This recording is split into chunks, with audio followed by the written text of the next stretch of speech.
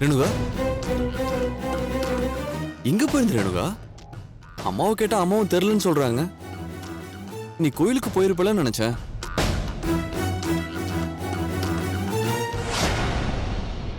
Sir, Renuka அம்மா கோயிலுக்கெல்லாம் போல சார். நீங்க எங்க போயிருந்தீங்க அதை முதல்ல சொல்லுங்க. என்ன ஆச்சு தண்டபாணி? ஏன் என்னமோ மாதிரி பேசுறீங்க? முதல்ல உங்க பிள்ளைக்கு என்ன ஆச்சுன்னு கேளுங்க அத்தை. முதல் பொண்டாட்டி செத்து போயிட்டான்னு சொல்லி எதுக்காக இப்படி ஒரு நாடகத்தை ஆடிட்டு இருக்காருன்னு விசாரிங்க.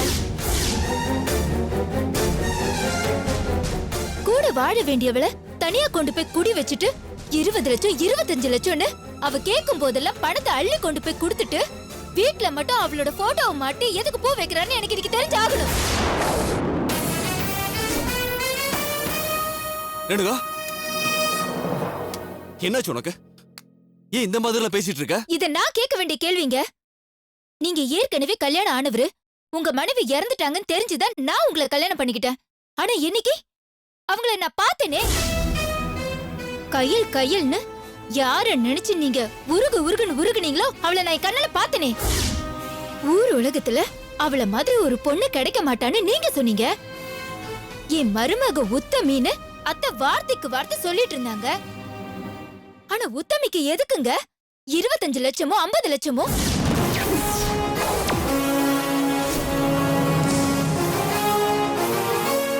அதுவும் ஒழிச்சு சம்பாதிச்சானா ஒட்டும், மிரட்டி சம்பாதிக்கிறானா அதுக்கு என்னங்க அர்த்தம்?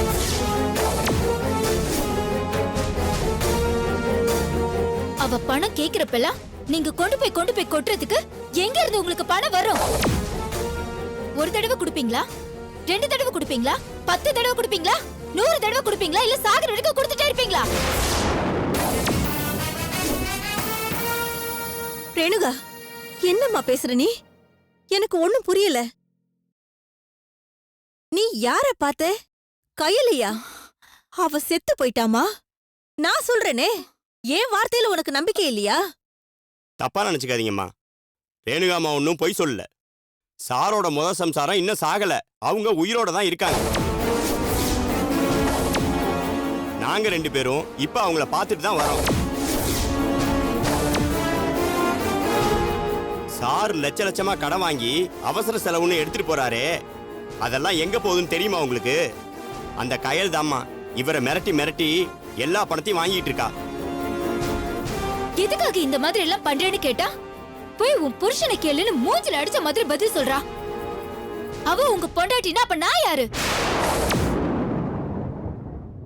எதுக்காக உண்மையை மறைச்சு இப்படி ஒரு காரியத்தை பண்ணிட்டு இருக்கீங்க? நீ பேசுறது எதுவுமே எனக்கு புரியல. உனக்கு ஏதோ ஆயிடுச்சுன்னு நினைக்கிறேன். ஆமா சார், அவங்களுக்கு ஏதோ ஆயிடுச்சு. அப்ப எனக்கு அவங்க கூட போனதுனால நானும் மெண்டல் ஆயிட்டேன்னு சொல்ல போறீங்களா? உங்க மேல எனக்கு பெரிய மரியாதை இருந்துச்சு சார். அது இப்படி சுக்குநூறா உடைஞ்சு பாலா போகும்னு நான் எதிர்பார்க்கவே இல்லை சார். ரேணுகாம்மா பாவம் சார். அவங்க பாட்டி வீட்டுல நிம்மதியா வாழ்ந்துகிட்டு இருந்தாங்க.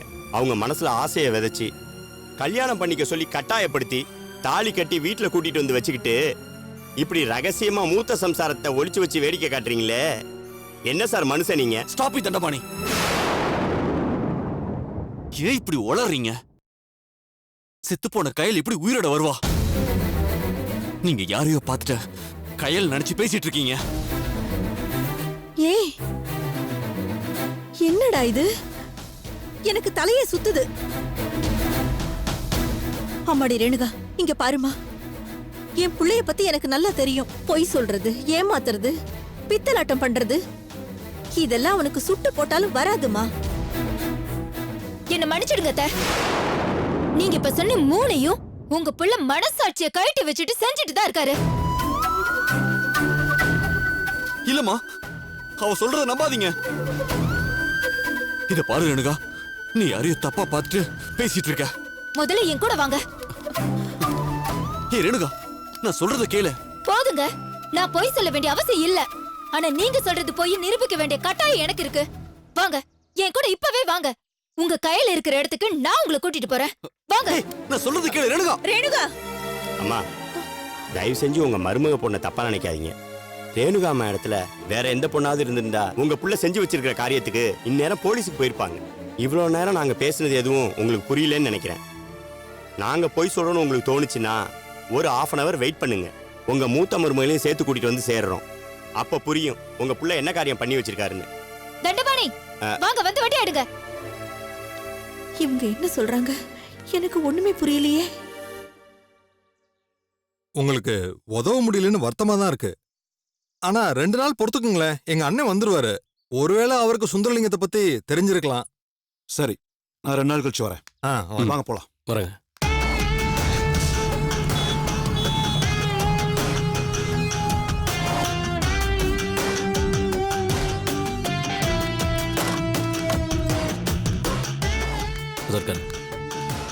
ஐயா வணக்கம். வணக்கம் தம்பி. ஒரு 20-25 வருஷத்துக்கு முன்னாடி சுந்தரலிங்கம் ஒருத்தர் இங்க இருந்திருக்காரு. அவரை பத்தி ஏதாவது தெரியுமா? சுந்தரலிங்கம்மா தெரியலையே. நல்லா யோசிச்சு பாருங்க. அவர் கூட குடும்பத்தோட எரிச்சுக்கிட்டு இறந்து போனதா நேற்று திருவள்ளுவர் ஒரு அம்மா சொன்னாங்க. நல்லா யோசிச்சு பாருங்க. 20 வருஷத்துக்கு முன்னையா? அப்ப நான் மதுரையில இருந்தேங்க. வாங்க வரேங்க, அது கேட்போம். சரி வாங்க. சரிங்க.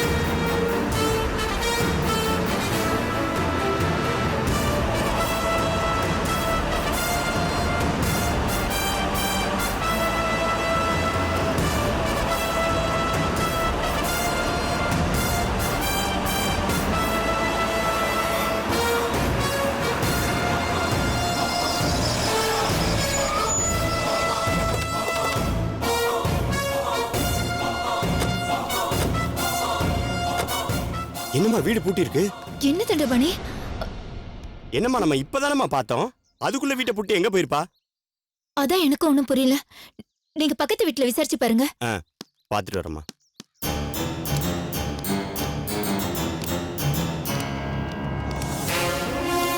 ஏன் இப்படி எல்லாம் பண்ற?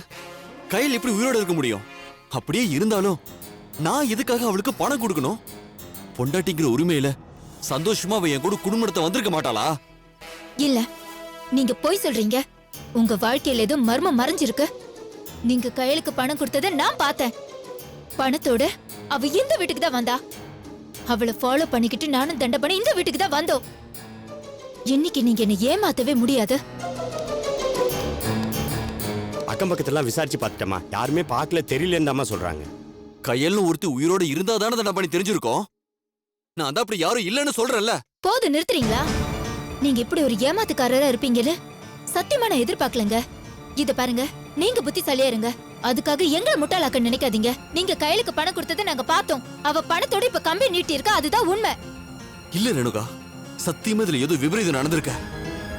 நான் யாருக்கும் பணத்தை கொடுக்கல, கையில் உயிரோடவும் இல்ல. இது எப்படி உங்களுக்கு புரிய வைக்கிறதுன்னு எனக்கு தெரியல. ஒண்ணு பண்ணலாமா?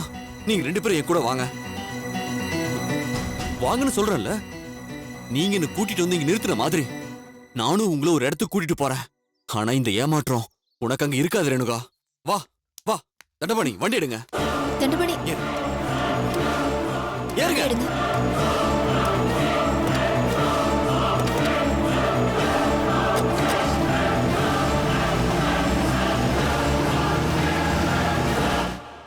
என்னாச்சு வீரா?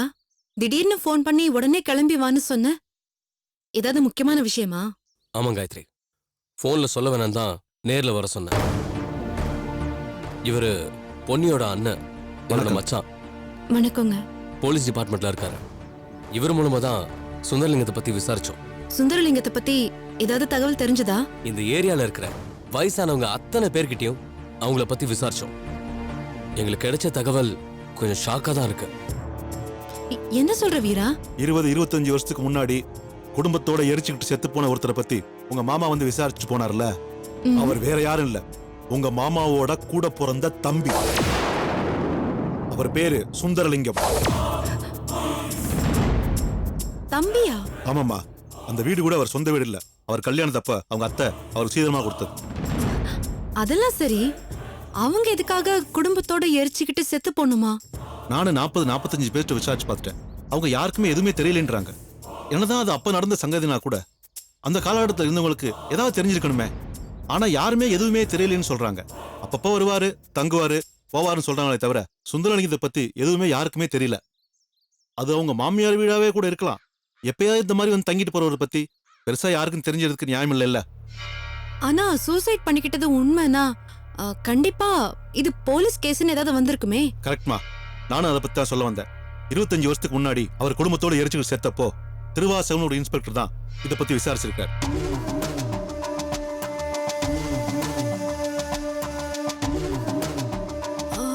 அந்த இன்ஸ்பெக்டர் இப்ப இருக்காரா? இருக்காரு, ஆனா இந்த ஊர்ல இல்ல. அவர் ரிட்டையர் ஆனதுக்கு அப்புறம் பக்கத்துல ஒரு ஊர்ல போய் செட்டில் ஆயிட்டாரு. ஆனா அவர்கிட்ட போய் இப்ப விசாரிச்சா இதை பத்தி ஏதாவது தகவல் கிடைக்கிறது வாய்ப்பு இருக்கு. இப்பவே போலாம். வீடே அங்க ரணகளமாய் கிடக்கிறப்போ என் மாமா வேலை மெனக்கெட்டு இந்த ஊருக்கு வந்து அவரோட தம்பியை பத்தி விசாரிச்சுட்டு போயிருக்காருன்னா நிச்சயமா அங்க நடந்த மர்டர் அட்டெம்ப்டுக்கும் இதுக்கும் ஏதோ ஒரு சம்பந்தம் இருக்குன்னு என் மனசு சொல்லுது. இன்னும் சொல்ல போனா என் மாமாவுக்கு தம்பின்னு ஒருத்தர் இருந்திருக்காருன்னு எனக்கு இப்பதான் தெரியுது. இன்ஃபேக்ட் சூர்யாவுக்கே இது தெரியுமா தெரியாதான்னு எனக்கு தெரியல. இல்ல காயத்ரி, தெரிஞ்சிருக்க சான்ஸே இல்ல. சூர்யா தான் சின்ன வயசுலயே வீட்டை விட்டு ஓடி போனவராச்சே. ஆனா அவங்க அத்தைக்கு இதை பத்தி கண்டிப்பா தெரிஞ்சிருக்குன்னு நினைக்கிறேன். காலப்போக்குல அவங்க சுந்தரலிங்கத்தை பத்தியும் அவங்க குடும்பத்தை பத்தியும் மறந்துருக்கலாம். ஆனா இப்ப கேட்டா அவங்கள பத்தி ஏதாவது தெரியறதுக்கு வாய்ப்பு இருக்கு. அத நான் பாத்துக்கிறேன். முதல்ல நாம போய் அந்த இன்ஸ்பெக்டரை பாத்துட்டு வந்துடலாம். சரி, வாங்க போலாம்.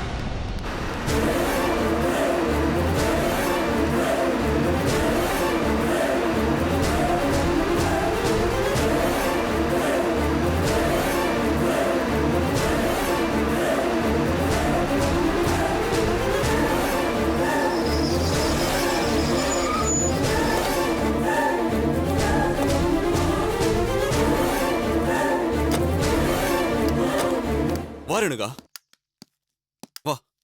தண்டபாணி நீங்களும் வாங்க. வாங்க.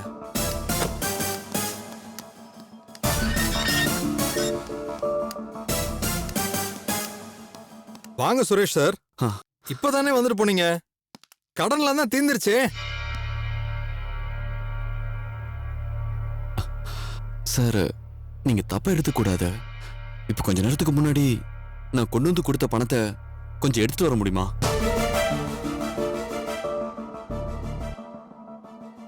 இல்ல சார், உங்ககிட்ட போன மாசம் நான் 25 லட்சம் ரூபா லோன் வாங்கினேன்ல, இந்த மாசத்துல அடைக்கிறேன்னு சொல்லிட்டு இன்னைக்கு 29வது நாள் சொன்னபடி கொண்டு வந்து கொடுத்துட்டேன். பட் என் ஒய்ஃபுக்கு நான் உங்களுக்கு அந்த பணத்தை கொடுக்கலையோன்னு ஒரு சின்ன டவுட் இருக்கு.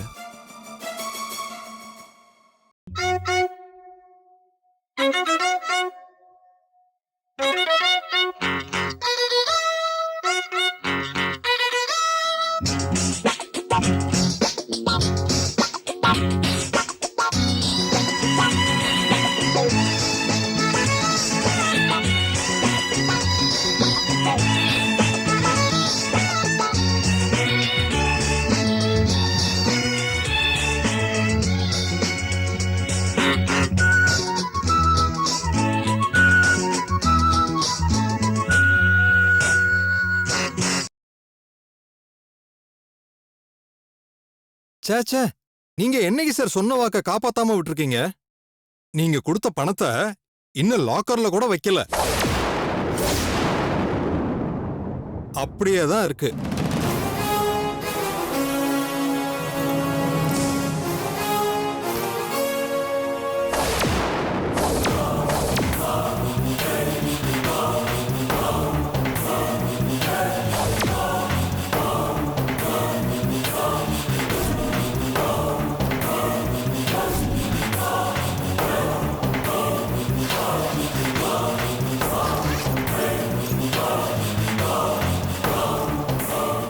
பாரு ரேணுகா, சீரியல் நம்பர் வேணும்னா கூட செக் பண்ணிக்கோ.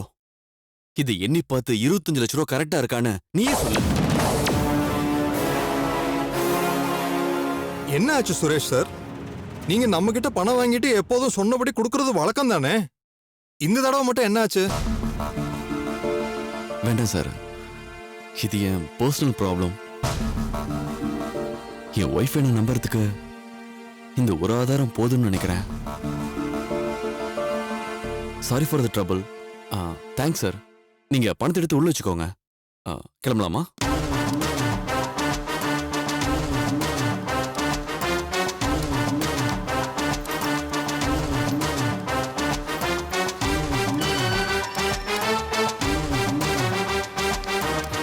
தண்டபாணி, நீங்க கூட என்ன நம்பல. நான் போய் பொய் சொல்லுவேனா? நான் போய் ஏமாத்த நினைப்பனா? நான் எதுக்காக யாருக்கும் கொண்டு போய் பணத்தை கொடுக்கணும்? நான் வாங்குற ஒவ்வொரு ரூபாயும் நம்ம கம்பெனி அக்கவுண்ட்டுக்கு தான் போயிருக்கோம். அக்கவுண்ட்டுக்கு போகலனா சப்ளைஸ்க்கு நேரா போகும். இது தெரியாதா உங்களுக்கு? என்ன தப்பா நினைச்சுக்காதீங்க சார். நீங்க ஒரு பொண்ணுகிட்ட பணத்தை கொடுத்தத நாங்க 2 பேரும் பார்த்தது உண்மை. அந்த பொண்ணை ஃபாலோ பண்ணிட்டு போனப்ப அது உங்க மொத ஒய்ஃப் கயல்னு தெரிஞ்சுக்கிட்டது உண்மை. உங்களை யாரோ மிரட்டுறாங்கன்னு புரிஞ்சுதான் ரேணுகாம்மா இந்த தடவை பணத்துக்கு என்ன அரேஞ்ச் பண்ண சொன்னாங்க. பணத்தை கொண்டு வந்து உங்கள்கிட்ட கொடுத்ததுலேருந்து நாங்கள் உங்களை ஃபாலோ பண்ணிக்கிட்டு தான் இருந்தோம். ஆனால் இப்போ இந்த ஃபைனான்சியர் வீட்டில் பார்த்தது சத்தியமாக என்ன நடக்குதுன்னே புரியல சார். ரொம்ப குழப்பமா இருக்கு சார். எனக்கு ஒரு குழப்பமும் இல்ல தண்டபாணி. இப்பவும் சொல்றேன், இவர் எதையும் நம்ம கிட்ட மறைக்கிறாரு. கண்கட்டு வித்த மாதிரி நம்ம நேர்ல பார்த்ததுக்கு நேர் எதிரா இன்னொரு காட்சிய காத்துல உருவாக்கி கயிறை புடிச்சு அதை நம்ம கண்ணு நம்ப வைக்க முயற்சி பண்றாரு. இத பாருங்க, தயவு செஞ்சு உண்மையை சொல்லுங்க. அந்த பொண்ணு யாரு? நீ எந்த பொண்ணு சொல்றீன்னு எனக்கு புரியல. தண்டபாணி கொடுத்த பணம் இப்போ உன் கண்ணு முன்னாடி இருந்துச்சா இல்லையா? வாங்கின கடனை தான் திருப்பி கொடுத்துட்டேன். இது தவிர என்கிட்ட ஏது பணம்? அப்படியே இருந்தாலும் எவளுக்கும் கொண்டு போய் ஏன் கூட்டி அழ போற? ஏன் என்ன புரிஞ்சுக்காம உயிரை வாங்குற? நான் என்ன பாவம் பண்ண உனக்கு? ச்சே!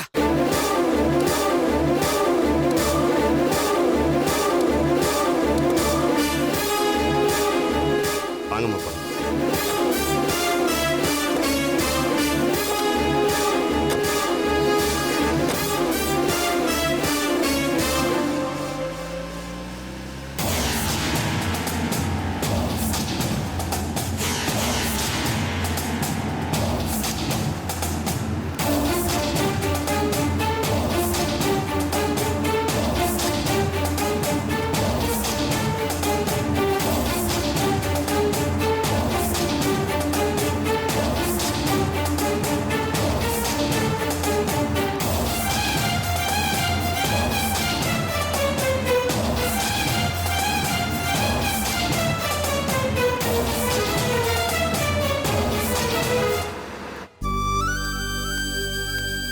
ஐயா வணக்கம். வணக்கம்ப்பா. வணக்கங்க ஐயா. வாங்க உட்காருங்க. யார் நீங்க? என் பேரு கண்ணன். ஆ, விநாயகபுரம் கிராமத்துல இருந்து வர்றேன். நானும் டிபார்ட்மெண்ட் ஆள் தான். ம். அவர் என்னோட மச்சான். ஆ, வணக்கங்க. வணக்கம். இவங்க காயத்ரி. வணக்கம்மா. 25 வருஷத்துக்கு முன்னாடி விநாயகபுரம் கிராமத்துல இன்ஸ்பெக்டர் இருந்ததா சொன்னாங்க. அந்த சமயத்தில் நடந்த கேஸ பத்தி உங்ககிட்ட விசாரிச்சா ஏதாவது தகவல் தெரியுமான்னு கேட்டு போலான்னு வந்தோம். அப்படி எதை பத்தி விசாரிக்க வந்திருக்கீங்க? சுந்தரலிங்கம்னு ஒருத்தர் குடும்பத்தோட எரிச்சுக்கிட்டு செத்து போன அந்த சம்பவம் உங்களுக்கு ஞாபகம் இருக்கா சார்?